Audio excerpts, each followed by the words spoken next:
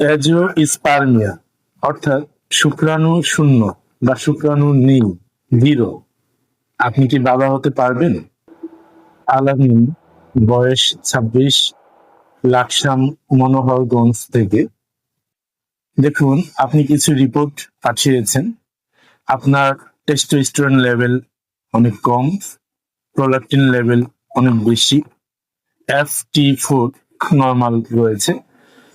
তো বীর্যে শুক্রাণু না থাকার বিষয়টি অবস্ট্রাকটিভ নাকি নন অবস্ট্রাকটিভ তা এই রিপোর্ট দিয়ে সম্পূর্ণ আলাদা করা যায় না।